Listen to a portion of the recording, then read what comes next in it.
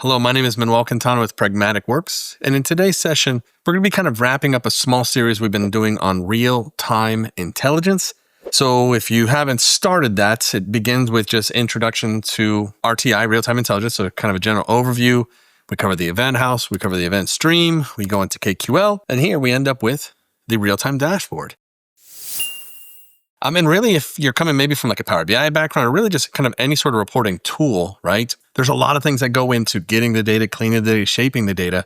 And that story remains the same when it comes to real-time intelligence. The difference is we're working with streaming data, right? Data in motion. Well, at the end of all of that hard work and effort in getting everything set, we need a fun, kind of attractive way to showcase this data to our audience, to our organization as a whole. Through Power BI, we do that through dashboards. Here, with real-time intelligence, we're going to be doing it through real-time dashboards. So there's going to be a similar kind of vibe, I guess, where we create tiles in a dashboard, and underlying all of this, it's going to be using KQL. So that's why it's good that maybe you check out some of those previous videos before going into this one. That's what what it's all going to be about, is real-time dashboards, which once again, at the end of the day, is just a blank canvas area where we can add tiles.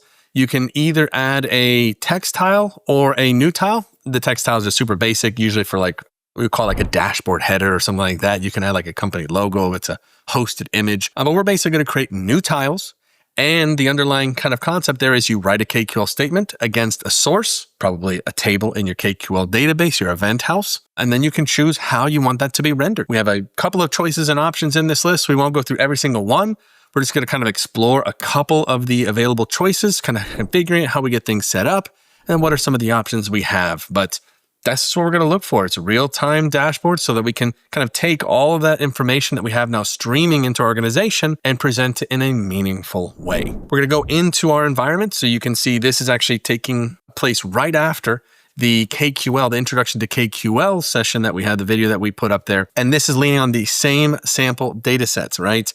So if you haven't, I recommend checking out the introduction to KQL. But if you needed to, if you're just here and you want to continue, just know that this was simply a fashion of going into the workloads. It was here under the real-time intelligence workloads and under the Explore Eventhouse sample. So there's just sample data sets here. We ended up using this option for weather analytics. So if you don't have it, you can click on that, give it a moment, and you'll basically end up with this same Eventhouse with this KQL database. And then, of course, the KQL query set here, right? So in our case, though, we're going to create a new KQL query set. We're going to, well, actually not really. Just so you know, you could, right? If we go in here and look at just this KQL query set that exists here, I could literally just grab any one of these just like this, run this, and you can actually hit pin to dashboard. So you could technically just start from a KQL query set and have that create your dashboard. So you can either pin this query result to an existing dashboard or a new one. Notice it just pops up just like that. So your adventure could start here from a KQL query set. But what we're going to do is we're actually going to create a dashboard from scratch so we can make sure we're connecting to the source and everything like that so you can see that process.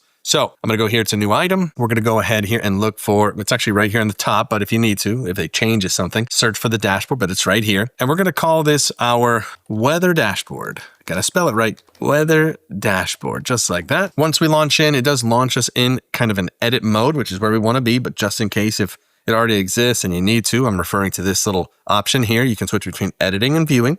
So by default, we're in the edit mode. And we do have some, you can actually, if you want, substitute and use whatever queries you like. We have provided you here with a little text document, which does have the scripts that I'm going to use. So if you want to kind of copy it from there, you can, but also feel adventurous, right? If you want, maybe pause here, explore the weather data set as is, and then come up with your own queries if you like, right? For here, though, you're going to see if I try to hit add tile, it says, oh, you're not connected to a data source yet, right? That's what it's saying here.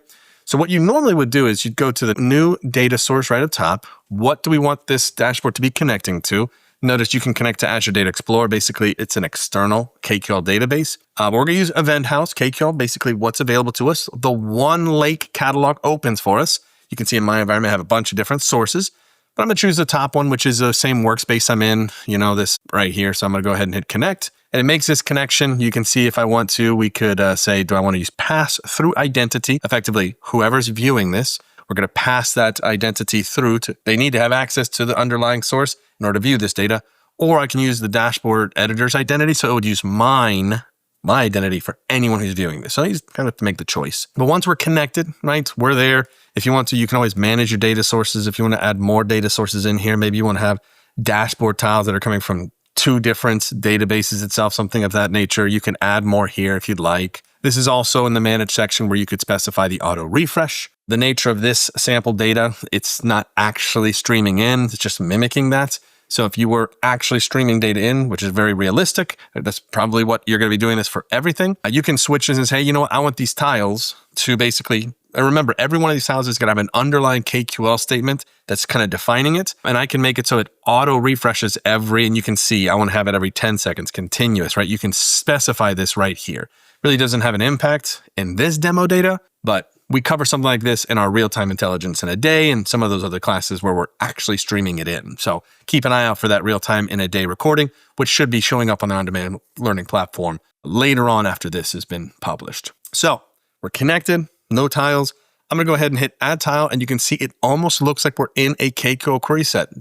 Effectively, the UI feels identical except for the ribbon up top, right? Because this is in a dashboard, but it's just looking for a KQL statement, right? And we'll start from the basics, right? I'm just going to go ahead and say, you know what? This is a table that gives me a list of effectively weather events. So I'm going to go ahead and just say, give me a count. How many events do I have? And you'll see every time we by default run a KQL statement, it comes back as a table, but you simply hit add visual and you make your choice.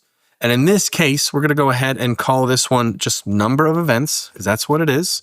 Imagine this is streaming in, so this will just kind of keep updated, but it's one big number that I just always want to make visible to me. The table's okay, but in this case, I'm going to go to visual type. And if you want to really represent a singular value, stat is a great option for that. So you can see it showing me what it's going to look like. It's not much as far as what you can do. Potentially, you could enable some conditional formatting. In our case, this is a count of events. So in our case, it's count of events of all time. This data set only looks for 2007. But if this increased and had 2008, 2009, obviously the number's just going to keep growing. But in other scenarios, you very well could have something that's tracking like an average or something like that. And if it exceeds a certain threshold or goes under one, you could make the font or the color of this change if you'd like. For now, no conditional formatted needing in this example. I'm simply going to hit apply changes, and we have our first tile, which you can kind of configure this as you see fit. You can see, I'm just going to say stretch this to the point where I can simply just see the actual title itself unobscured. You can see you have the ability of going back into this tile if I want to adjust the KQL statement or the settings of the actual card. The stat itself, you can go in and actually rename it if you wanted to. If I want to duplicate it, but it's our first tile. So that's number 1. Let's go ahead and just run a couple of additional queries here. I'm going to go ahead and hit new tile once again. I'm going to grab the next item that we have on our list, which is going to be count of events by type. So give me 1 second. Copy and paste. Remove what's there. Paste what we have. Run this.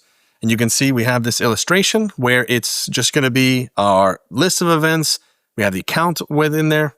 This, I think, we'll use other visualizations, but I will actually leave this as the actual table. I think a table would look fine in this case. So I'm going to go ahead and leave this as such, right? So we're just going to hit apply changes, and I have a table. I'm going to go ahead and maybe just move this around here. We didn't give it a title, so I'm going to go ahead and hit edit. So here, I'm going to go ahead and call this count of events by type, just like that. All right, just giving it a little freedom there. Let's go into the world of kind of some graphics, right? So I'm going to go ahead and grab the next KQL script that we have on the list. Let me extend this a little bit further. I'm going to add new tile. We're going to go ahead and paste in. We're going to see that we're looking at our weather table again. We're doing some aggregation here. So give me the count of just the number of storms and then the type of storms, which we saw that in the previous one, but break that down by state. And in this case, we're only going to bring back the top 5. So Texas has had 4,701 events in total, of which there's 27 different types amongst that, right? You saw some of the examples. We'll see some of that later on too. But let's go ahead and visualize this. Now, by default, I'm going to go over here and say, I want to look at this as an actual column chart. So we should relabel this too. We're going to call this top 5 states by type. Actually, this is more by, not by type. This is actually by storm count. And if you want to label these differently, you can.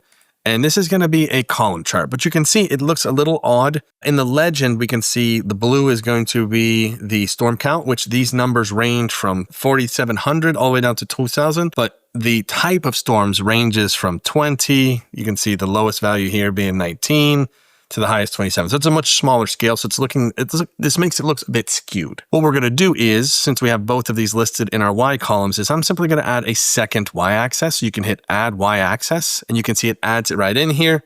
I am going to put type of storm so we have a better understanding. You'll see it appears here on the right in orange. So it's a better indication. Now each of these columns is being kind of leveraged on its own Y axis, which fits within the kind of min and max, the range that we're working in, right? Because these are two different ranges of values. And if we wanted to, that same labeling type of storm could be added to the actual other Y-axis. You can see if I simply go over here to the Y-axis, I can say, well, this one is going to be my storm count. I mean, it's there. It's in kind of the labeling at the top, but blue storm count, orange type of storm, just adding more elements into the mix, and we can apply. And now we have a little chart here, which we can extend as you see fit. And let's add one more, just so we can fill this out a little bit more. And of course, hopping in here and adding your own queries and testing this out is what it's all about. So feel free to expand on this, because at this point, it's really about understanding the data, of course, what's available to us, and what is going to be what your audience is going to be best responding to. We know what the reporting requirements are. We know what they're interested in.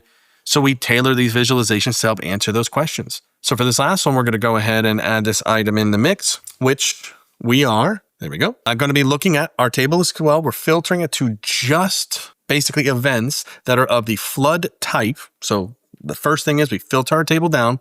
And then within that filter down list, we're going to then summarize it and get a count by state, similar to how we had it before, but now it's just for one type.